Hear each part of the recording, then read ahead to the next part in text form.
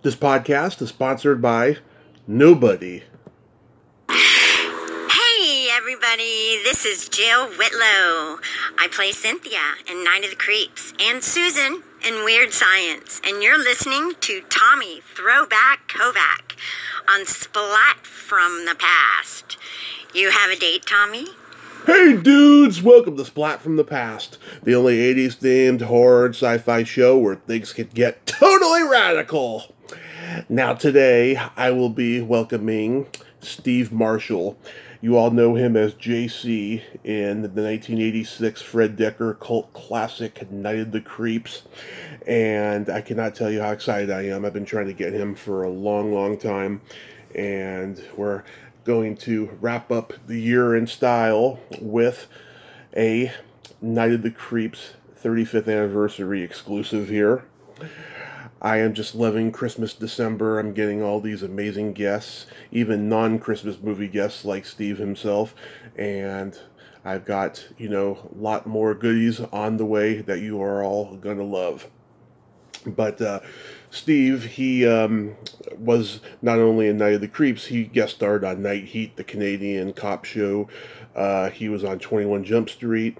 He was in a low-budget movie called Justice Denied, which was a Canadian film. And then he got out of the business. He's doing something, totally different than acting now. I don't know what I'm going to ask him, exactly what today. And it's going to be a great conversation. It's going to be spectacular. So yeah, here is my interview with Steve Marshall.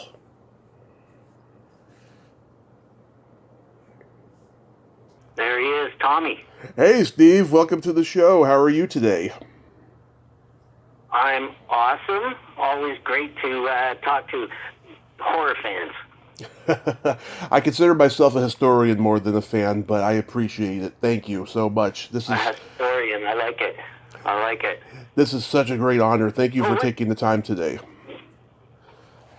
Well, you know what? It's one of the things that I love talking about more than anything is that little movie I was in, Night of the Creeps. Yeah, it's a great movie. So, going back in time, I mean, you were pretty young when you did Night of the Creeps, but did you gravitate toward acting earlier than that? Well, I was always, I guess, a performer around the house at school plays. When I left high school, I went into, did a bit of live theater, and then I was always around, my parents are both artistic. My mother was an actor, musician. My father was a director of live theater, and he produced a lot of live shows, and then got into the filmmaking. So I grew up in the industry, if you will, right? So that was always something that I was sort of destined to fall into. Acting wasn't really where I thought I was going, but kind of where I ended up anyway. Well, did your parents do anything on film that maybe we would know? Well, actually, interestingly, my father, Canadian film producer, so not a lot of movies, but made a whole bunch of money. Yeah. But he did his very first feature film, which was almost one of the very first Canadian feature films, was a movie called Flick. Its other title was called Frankenstein on Campus. Oh. And it was it is a true B classic. I don't know if anybody can get a hold of it. There are very few copies of it. It was shot on 16 mil for probably $80,000. Right. But a really, really great script, and a really, really interesting. He also did a film called Outrageous, which was very successful in the 70s, and did a film called Circle of Two with Richard Burton and Tatum O'Neal, and another one called Mr. Patman, or Crossover, with James Coburn and Kate Nelligan. Oh yeah. Others. So he's a pretty successful producer by Canadian standards. Oh, that's awesome. Yeah. I love Canadian films. I love Canadian people. I've interviewed probably more Canadians than Americans, or pretty close to it. They're just awesome people. Well, I know you interviewed my dear friend Joe Whitlow, who was in Porky's, and Bob Clark, obviously a great Canadian director, and that's pretty much a classic, isn't it? Absolutely. Porky's, that was one of those movies, I couldn't watch at an early age unless it was on the USA Network when it was all chopped up. That was the only time I could watch it. Nobody was allowed to watch that, right, when it came out. It was one of those films everybody said, oh, that was a terribly dirty film at the time, and now, oh my gosh. Yeah. You'd watch that on Saturday morning. Yeah. So you participated in school plays and community theater?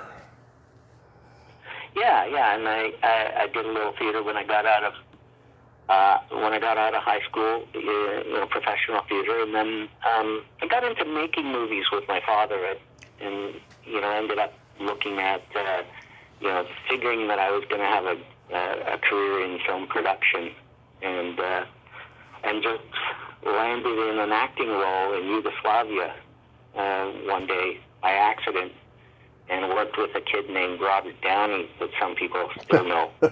And we became fast friends, and he said, look, you're wasting your time there in Toronto. Come to LA, and I'm going to hook you up with an agent and a manager. And I think 2 days later, I was in LA, and he picked me up, and he said, oh, we're just going to drop in on I got to go to the studio and do some voiceover stuff for this film I just made. Mm-hmm. And I walked into the studio, and Kelly LeBrock was there, and Anthony Michael Hall, and they were doing voiceover for Weird Science. And another picture that Joe Whitlow was in, right? Yes. And 6 weeks later, I was doing Night of the Creeps. Wait, so what was this Yugoslavian movie you were in? It was a mini-series with NBC with George C. Scott called Mussolini. Oh, okay. Story. Yeah. Yeah. I had a great cast. Yeah, wow. And, Virginia Madsen, Mary Elizabeth Mastrantonio, Raul Julia, yeah, George C. Scott, Lee Grant, Robert Downey. Wow. So, a bunch of really great folks that I got to work with. And so that sort of got me back into the acting thing. Wow. So were you a horror fan when you got cast in Night of the Creeps? I am one of those people who's a huge chicken, right? Yeah. So my sister used to drag me to horror films because she was a huge horror fan. Right. And I would close my eyes, and I was scared to death. I mean, there were certain movies like Rosemary's Baby and things like that I had to watch because they were just so compelling. And so, yes, I was a fan, but I was scared to death by them. I guess they worked on me, Yeah. Yeah. So, absolutely. So what did you think about the script? I mean, this was like a homage to those, cheesy 50s, 60s, sci-fi horror movies that were being shown on Creature Features. Yeah, I mean, that was one of the most interesting things when you first read the script, is all these names like Cronenberg and Hooper and Romero. It obviously jumped right off the page, and you got the joke. Right, when you're reading the script, and one of the things that we often wondered while we were doing it, is anybody going to get this? People watching the films, are they going to get it? And, of course, at the time, in the early 80s, not knowing how incredibly detail-oriented horror fans are, of course they're going to get it. Yeah. Yeah. What did you think about JC's death when you read the script? That that he's suicidal. I didn't read it as he was suicidal. That wasn't the way I read it. And interestingly, I read for the role of Chris first. Uh-huh. And Jason read for JC. And at the end of all the auditions, Fred Decker decided to switch us up, which was very interesting. But, I saw that as, for me, leaving the tape for Chris to listen to explaining sort of the idea that I'm, living vicariously through him, and that I would do anything for him and his happiness. Was sort of, I thought it was a very deep and poignant moment for what was, to that point, fairly light. And I thought, there's two scenes in the film that I like that. Is the one where Detective Cameron is talking about, what happened to him, and he is actually suicidal, and he's about to end it all, and he explains sort of his motivations and mindset to Chris, and then also that scene where I'm sort of explaining, saying my goodbyes, and those are extremely powerful and poignant moments where they either were going to make the film work, or they were going to make people say, I'm not buying it. Yeah. You know? Yeah, I mean, I think the movie works on a whole as a horror comedy, and it's got the teen movie element, of course, in it, but it's also got a great balance between that and the horror. Yeah.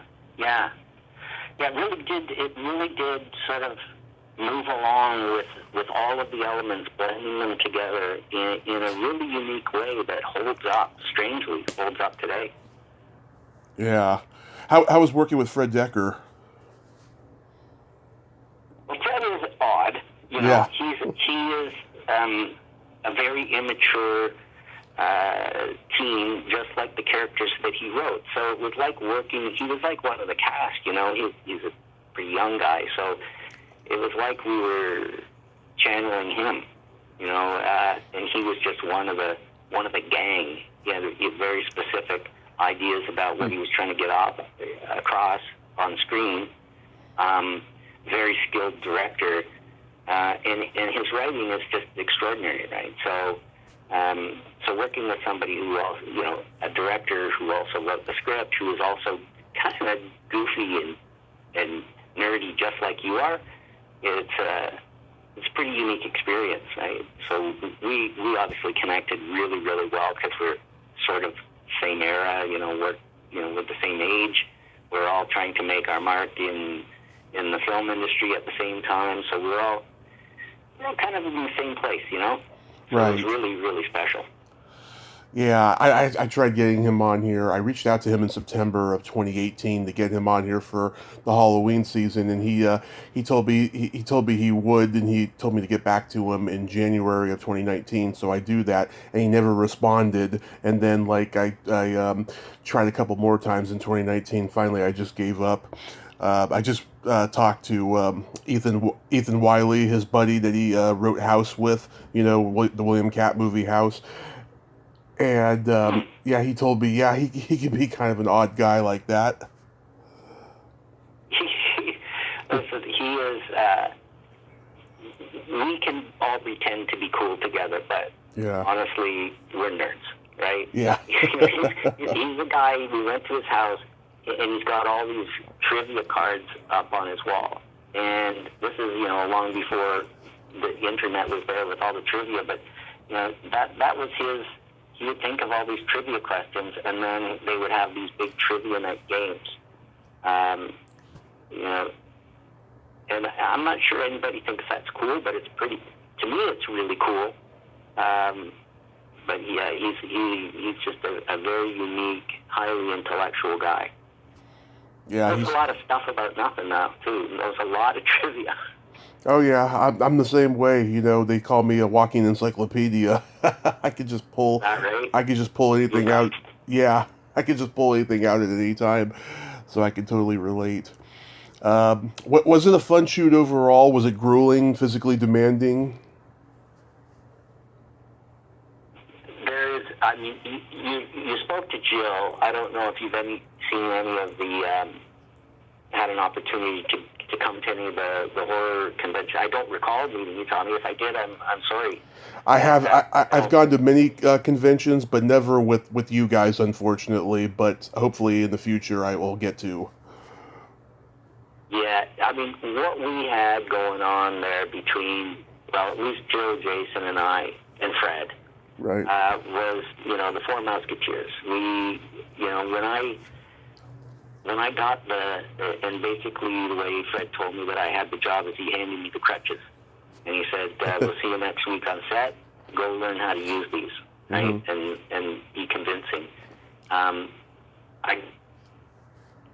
immediately called Jason and said, you want to get together?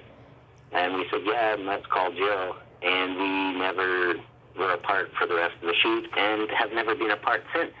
So it was, it was an it was a life-changing thing because I created, lifelong friendships, and we had so much fun. Like Jason, I don't know if you know Jason.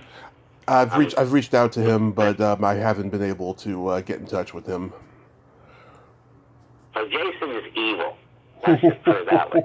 So he is this big, sweet-looking guy, and all he is thinking about at every moment of every day is how he can get you.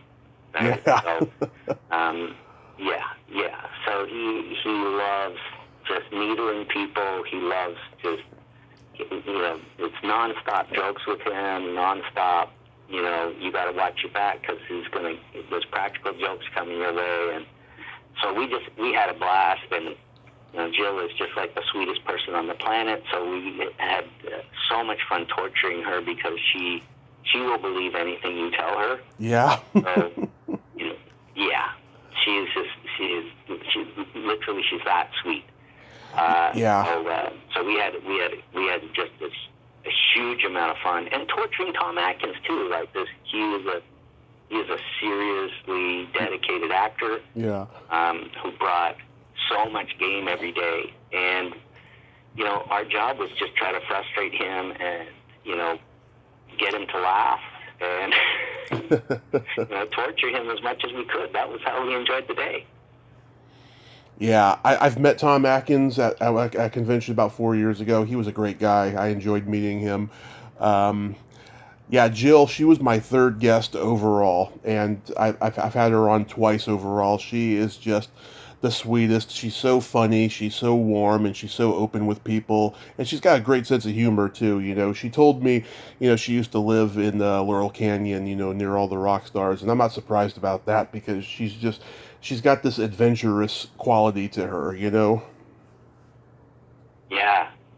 she. I mean, and that's real her, right? Like Yeah. She isn't different with anybody. She's just 100% genuine all the time. Right. And I think, one of the real keys to the film working, obviously Tom Atkins is great and all the characters and the effects in the script was great. But for me, if you didn't care about Cynthia Cronenberg, her character, Yeah. And what happened to her, the film wasn't going to work. And that genuine sweetness that she brought to that character is so much of the charm that you take away from the picture. Like when you walk out, and the first time I had an opportunity to see it was at the Alamo Playhouse during one of these revivals, at the Alamo Draft House in Austin, Texas, Yeah. with an audience, and Jill was there. And at the end, I had no idea how impactful her character was going to be in terms of my ability to care about the movie and everything that happened in it. So, kudos to her for a great performance.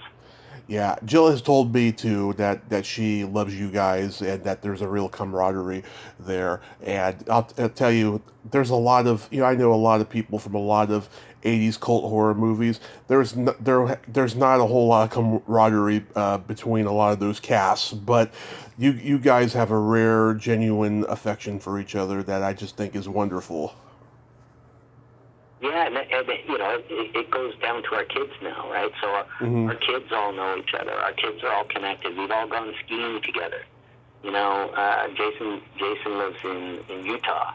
Yeah. And so we've gone out on family, like all of us, Jill and her kids and me and my kids, and visited Jason and his kids, And Jason's parents, his father just sadly passed away recently, Ernie Lively and his mom Elaine. They took me in during this film. I basically lived at his house during the whole filming of Night of the Creeps. And, Yeah. They just welcomed me. I just walked in and out like I was one of the kids. So, and that love and friendship has never gone away, and has richened with Tom Atkins, who we didn't, he was in a different category as us in terms of age and stuff like that. So he wasn't going to come hang out at Jason's pool on the weekend. But now through the fan conventions and things like that, we've forged a super strong relationship. Like, I talk to Tom probably every weekend when the Pittsburgh Steelers play, which is his team. I'll text him and rib him a little bit. Yeah. I'm not doing well. Are you guys close with Alan Kaiser also? Yeah, and that's again something new, right? So we didn't have any. Fred forbid it. Fred, when we were on set, said, I don't want you talking to those guys. And Alan was basically the devil that you see in the film. He was the Bradster, and he was obnoxious, and he came to the set every day obnoxious, and we loved to hate him. And it wasn't until, we got together, I guess it was for the DVD release. And when that was happening, that reconnected us after 20 years. And then we started seeing Alan for what he was, which is a really, really nice guy who, was playing a part. And now we do connect with him and get along really, really well. That's good. Yeah, I've tried reaching out to him too. He seems a little bit more private than the rest of them and stuff. I guess when you're on a popular series like Mama's Family, I guess you have a tendency to be a little bit more guarded. I mean, I've talked to some sitcom stars who are more open than others, but I totally get that. It's like being part of a popular, $100 million box office movie in some weird way. Yeah, I don't know. I think he's more remote too. He's harder to reach than the rest of the guys, right? So yeah. I have the same difficulty reaching him. He's got his business, and he's busy taking care of it. And I see him more at the conventions, but every once in a while, we'll reach out and connect over the way we connected, which is over Facebook, right? Facebook Messenger. So right. And of course, Suzanne Snyder is in the cast. She does conventions sometimes. Yeah, I've seen her. Now, we never had any scenes together. Yeah. Because her character and the character of Johnny were supposed to have been in the 50s, and then the movie jumps to the 80s when my character and Chris and Cynthia are discovering, I don't know how much I'm supposed to give away. Maybe people who are listening haven't seen the film yet, but I'm sure they have. we're thawing the body from the 50s. Right. So I didn't actually get a chance to meet or work with Suzanne. Yeah, I've met her a couple of times. She's a sweetheart. She was going to do the podcast about 3 years ago, and then she got busy with her daughter's wedding. And I just thought the other day, I was like, God, we're long overdue. I'm going to reach out to her like right after Christmas. So fingers crossed on that. But speaking of that opening, I love the visual of that opening. Just how elaborate it looked. The Fred did a really good job of making it look like the 50s at the beginning of Night of the Creeps. He sure did. It's the first time that I saw the film in a theater, it was a beautifully digitally remastered version, and it was done for the Blu-ray, Sony Blu-ray DVD release. And that really struck me as just like there was a lot of value on the screen there. He made it look gorgeous, and then that the jump cut into the 80s. It's like oh wow, it's a new era, it's a new time, but that 50 stuff sure did look genuine, didn't it? Mm-hmm. It sure did. But my favorite part of the movie is right near the end. I've told Jill this, and she cracked up. When her and Jason are struggling with that zombie, and Jill gets the flamethrower, and she burns him, and then she does that look like, wow, I didn't know I had it in me. It was pretty funny. Yeah, I think she blows blows the head off it, doesn't she? Yes. With the flamethrower, yeah. Yeah, burns his head off. And, yeah.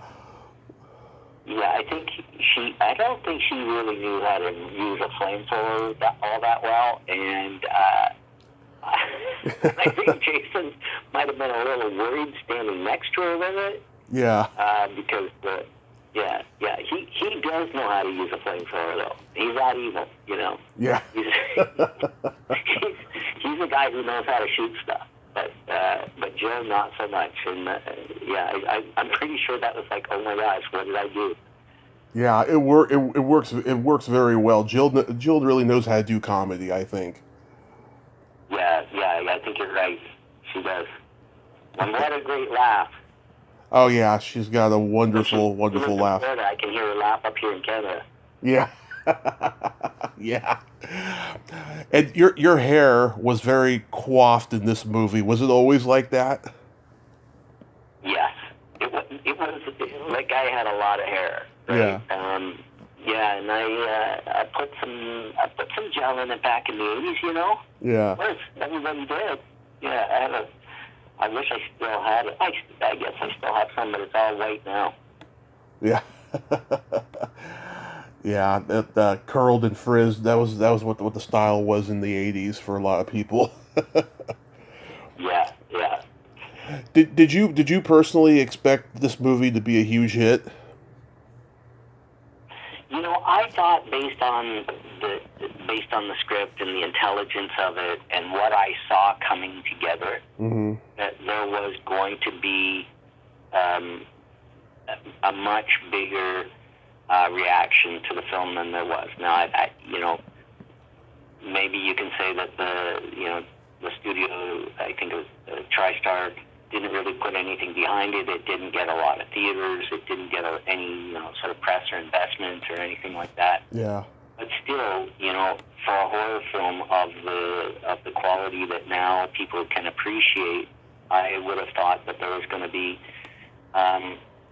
much bigger engagement with audiences than there was, and really, it just didn't pan out. And I'll be honest, I thought that was it, and I would never hear about the film again until a few years ago when somebody called me, a guy named Michael Fleischer, and said he was doing a DVD for Sony, and I said, why?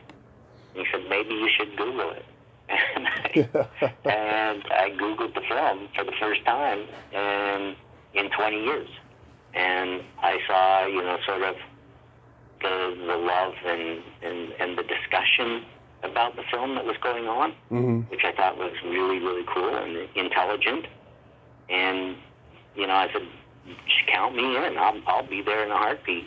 Get a chance to see my friends again and meet with some people to talk about this great little gem. And, since then, I think, since the DVD came out and people could actually see the film, on a quality format, yeah, the fan base strangely has grown. Young people are picking it up and saying, this movie really counts as part of the foundations of a genre. Yeah, all of Fred's movies. Monster Squad has gotten a cult following just as much as Night of the Creeps has, and even people are starting to come around to Robocop 3. At the time, people were calling it the worst of the series, but I've talked to people who actually like Robocop 3. So Fred has a lot to be proud of that his movies have this cult success. Yeah, he sure does. Yeah, I mean, he really is a great writer and he understands dialogue in an extraordinary way, right? He understands the cadence and the speed at which people talk is just important as the words that they say. Mm-hmm. And so, like, a lot of his direction, he was able to tell us kind of how he felt the scene need to play in terms of its speed and cadence and what he was trying to get across, and then it was your job just to try to interpret that, right, and give him what he was looking for. Absolutely. I does too. You also did an episode of Night Heat. How was that experience? Yeah, I did 2 Night Heats. Oh, okay. I did 2 guest star appearances on Night Heat. I guess that was a little later in the 80s. It was great. One of them was directed by a director that I worked with in Yugoslavia on a picture just before Mussolini, and that was really great. And then the second one was another guy, and I got to work with some really interesting people at a really interesting time in Toronto, where we were just getting our legs as a production city.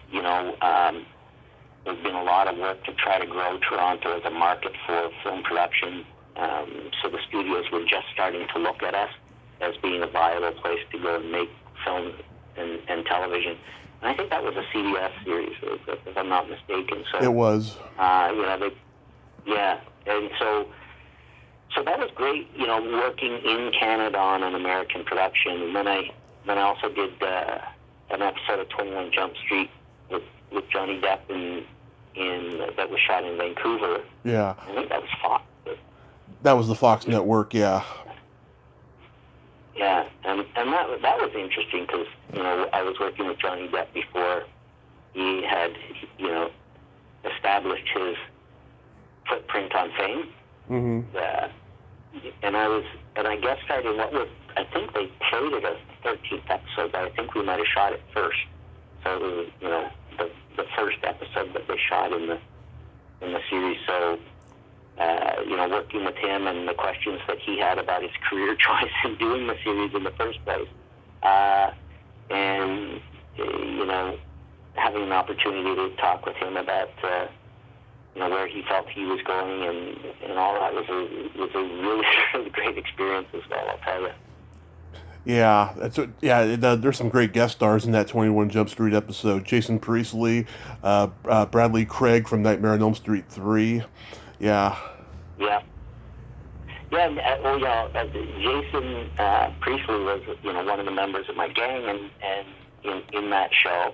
Mm-hmm. And, he and his mom, we talked a lot during the shooting, and he said, how did you get the guest star on this thing? I said, you got to get to Hollywood, man. Like, go in pilot season, you're going to work, right? It's guaranteed you're going to work, because he just had the passion. He had, obviously he's a good-looking kid, right? Mm-hmm. And he just what he brought to the set, I said, you just call me, whatever. You just get down there, whatever it takes. Buy a car, sleep in it, you're going to work. And obviously took my advice and did not so bad for himself, right? Oh, yeah. I mean, I think, he's one of those guys who has genuine talent, but his looks kind of, gets him in the way of people thinking he's just a mindless pretty boy. I think Luke Perry, who passed away last year, his co-star from 90210 was in the same box, though. But they're both very talented guys. Yeah, I agree with you. I agree, and that was something that was happening in the 80s. People were either being perceived to be cast for their looks or were being cast for their looks, and everybody got tainted with that brush. Oh, you're a pretty boy, you can't be a great actor. And you look at George Clooney, who was doing Facts of Life at the time, and that was, he fell into that for a while too, and it was hard for him to break out of that and getting some roles. Robert Downey never suffered from that because he did things like Less Than Zero and very avant-garde and strange projects from the very beginning of his career that, didn't put him in that light. But, a lot of those people did suffer from that. Yeah, unfortunately. How about working on Justice Denied? Oh, Justice Denied. Where are you getting this from? Tommy. IMDb.com. Oh, my gosh. Justice Denied. So, that was a film about a young man named Donald Marshall who was wrongly accused of murder. And he was a First Nations guy living in Nova Scotia. Mm-hmm. If memory serves, he spent nearly 20 years in prison for something that he didn't do. and it was really, he was on set. Donald Marshall was on set, and he was a consultant to the show, and that was a really, really interesting, eye-opening experience because I'd never done anything that was based on a true story, right? It was a nonfiction story, and had an opportunity to speak to the people who were involved and impacted by systemic racism and injustice. And I grew up a lot on that. Let's just say I grew up a lot on that show. Mm-hmm. Learned a lot. Yeah, Peter. It made me a much more empathetic person. Oh, that's good. Yeah, Peter McNeil was in it. I'm working on getting him next year. He was in this great Canadian horror movie most people don't know called Kathy's Curse. It's kind of a bad seed type of horror movie about a little girl who's demonically possessed. You know, that's a great movie. And Wayne Robson was in it. He was such a talent. That's right. Yeah, Wayne, I forgot about him, but he was very good, yeah. Yeah, he was very good in that show. And a really wonderful actor to work around. He had to work, on the set with. He had his own process, right, in terms of how he brought his character life in the moments when the camera was rolling. But he also, had the desire to pretty much remain in character during all his time on set, whether the camera was rolling or not. And I learned a lot about the craft from, that's how you learn the craft. Everybody has their own process and the way they want to do it. And you have to learn to respect everybody's space and the way they want to work. Yeah, he came from that great generation of baby boomer Canadian actors like Victor Garber and Art Hindle and Stephen Mendel. Just, really great actors, I think. These are great names. Yeah. I actually talked to Stephen Mendel about a year or two ago. He was recommended to me by another guest, and I knew who he was, and I talked to him. He was very interesting. He's more focused on his music career now. He does like acoustic folk music around clubs in LA and stuff. Yeah, I didn't know him or Art Hindle, but obviously, you know the names and you know their work. But yeah, those are some great names. Yeah, I talked to Art Hindle too. What's going on in the? He's a good guy. What's going on in the horror world in LA in terms of, or I guess you're not in LA, you're in Redding?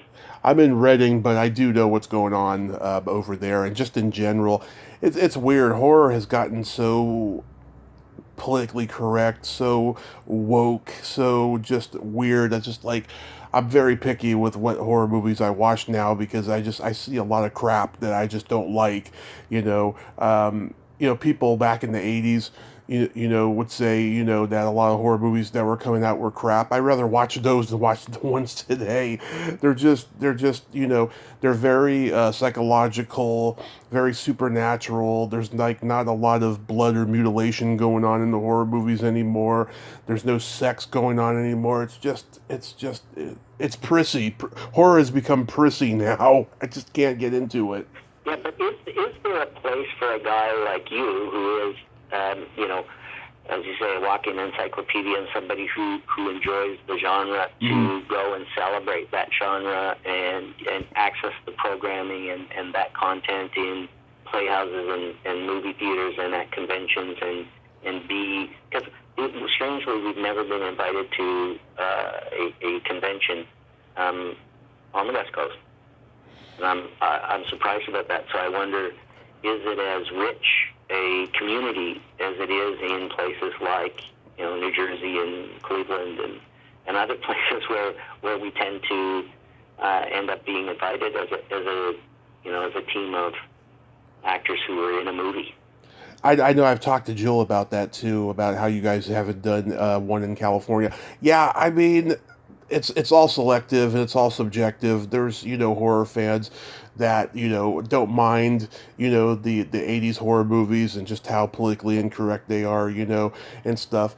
But I don't know. I haven't really talked a whole lot about what they think of today's horror movies, and what they think of them just being, polarized the way that they are. I mean, I have seen a couple good horror movies in the last few years that I recommend and stuff that actually are a throwback to the 80s, but just in general, they just don't have the kick that they once had. Mhm. Yeah, I mean, I think that if you guys did do a convention in California, you guys would be very celebrated because it does have a cult following. Even horror fans in California love Night of the Creeps. Well, it's certainly an amazing community. I have to say, there's no better place, there's no better group of people than a room full of horror fans. They're just, and much to my surprise, when I got to encounter them as a community, they're so embracing, so honest, so non-judgmental, just as a group. And I hate to make generalizations about anybody, but I'm going to make one about horror fans. They're the best. They're just the best. My experiences with them, there's some really cool ones, but there's a lot of toxic ones out there too. A lot of, because you have to remember, a lot of them are goth kids, and they just didn't have the best of upbringings, and their manners are still not, fully formed. I mean, they'll be nice to the people whose autograph they're getting and stuff, but then to other people, they see a guy like me who doesn't have tattoos and piercings, but I do wear all black, when I go to conventions. They still think I look normal, and so I get disrespected sometimes. But yeah, I mean, I am lucky to say I am friends with a lot of great horror fans, and we have great conversations about this stuff. Yeah, it's a great community. Well, you look like a guy who has been through a few things. I got to see a couple of your podcasts where you're talking at the beginning, and I heard your story about some of the adversity that you face. Things are pretty tough enough that you can take care of yourself. Which one was that? Sorry, just when you sometimes talk to the Oh yeah. your phone before you do your interviews. Oh yeah. I know my intro, but like, do you remember what specifically it was I mentioned? Oh no, just about your story in terms of when you were doing your piece with Jill. You mentioned to her about the accident that you were in, and, Oh right. the fact that you'd suffered life-threatening traumatic injuries and Right. able to bounce back from that, which is an extraordinary story, right? Right. Yeah, I mean, I'm writing a memoir right now, and like I'm telling people, I don't want to talk about my journey right now because I've told it so many times, and I just want to, focus on my book and stuff. But yeah, it's been a great adventure the last 6 years, and it keeps going. My mother and I were talking about this the other day about how after I got out of the hospital, within 2 months, I was living life again, very fragile from the accident. And I made a lot of stuff happen in just, 22 months before I moved up here to Redding, because I'm from San Francisco. I made a lot happen. I met a lot of famous people. I went to a lot of conventions. I did a lot of amazing things. And I'm just so blessed, because an accident, it really changes your perspective. Right.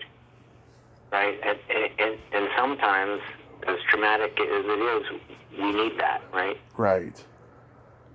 Yeah. So I don't know if you did. I'm not saying that, but I know that I needed my ass kicked a few times in my life, and yeah, I'll tell you, when I needed it, I got it too. I needed it a lot more before the accident, but unfortunately I didn't learn. But then the learning curve came when the accident happened. It knocked a lot of sense in me. People tell me I'm the smartest and most articulate I've ever been since the accident, and you know what? I somewhat agree. Right. Yeah, you probably think a little more about what you're saying, and also probably don't waste your time having conversations that you don't feel you need to. Exactly. Right? Right. So what exactly do you do now? I work for basically what you would say is the Comcast of Canada, right? Okay. So I work for a company that is Canada's largest telecom cable media company. And I'm a lawyer after I did a bunch of acting and stuff. I was working in film production, wanted to get more into producing, decided that having a law degree would help me in that pursuit. So I went back to law school when I was 30 and got my degree, and with every intention of going back and taking the world by storm as a film producer and media mogul. But life got in the way, and I ended up getting married and having twins and following a different route. So now I'm a slave to the corporate system. Yeah. Wow, that's great though that you're doing what you love. But do you ever miss acting? Yeah, of course. It's always something that I think anyway, once you have it in your genes, it's something that you always do. Now, I have a team of 100 people, so I get to present a lot. In terms of our rallies, in terms of delivering messages, I'm in meetings all the time presenting plans and ideas and business cases and things, and I use that as an opportunity really to act, right? Yeah. To inspire people through passion, through emotion, and through my words is acting. So I find stages, little stages. They're smaller stages, but they are stages, and I step onto them every day.